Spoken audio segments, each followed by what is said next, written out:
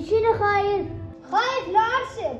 ما انا اتخاف، نقول خلينا نستلم شهاده. يلا قوم رمضان. لا تريدون؟ نريد نروح نستلم شهاده. تستلمون الشهادة، تدرون اللي يرسم تسويه وكتلة، فهمتوا ولا لا؟ تمام. يلا عسى تجيبون الشهادة وتجون قاعدين هنا.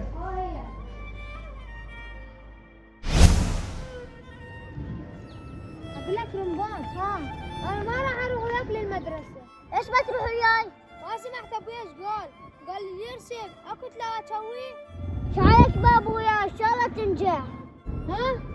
يلا يا رمضان، الله كريم، امشي بلكي تطلع ناجح.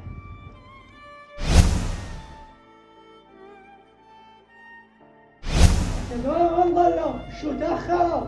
معقول استلموا النتائج وما يدون يجون علي؟ هذا ثاني يوم هنا.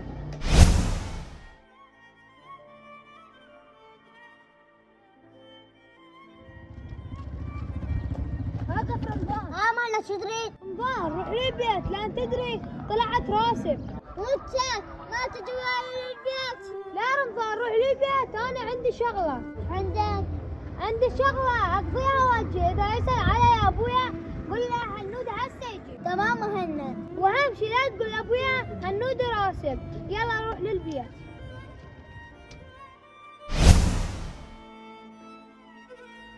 جي العين رمضان، بشرني ناجح لا؟ ناجح يلا ناجح. العب يا مهند وين؟ مهند يجي ورايا.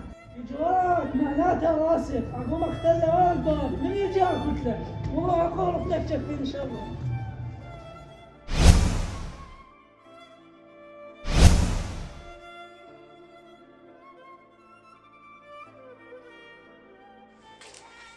السلام عليكم. وعليكم السلام. هلا حبيبي، تفضل.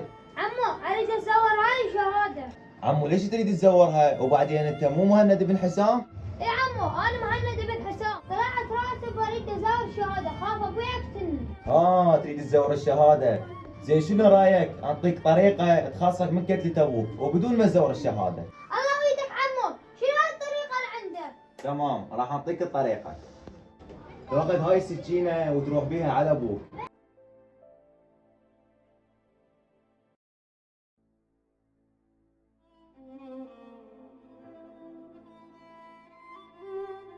اي عمو عاشت ايدك، راح اخذ السكينه وامشي على كلامك.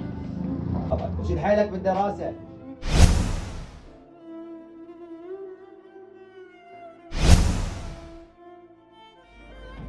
نورت العين مو؟ ايه. جيب شهادتك؟ جيب شهادتك ولا جيب؟ شنو؟ راسل؟ اقول لك يابا قبل ما تقتلني اريد اقول لك شيء. احكي، شو تريد؟ شوف هاي السكينه.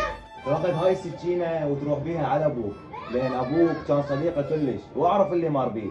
فتروح تقول له يابا اخذ هاي السكينة ولا تعاقبني مثل ما عاقبك جدي قبل.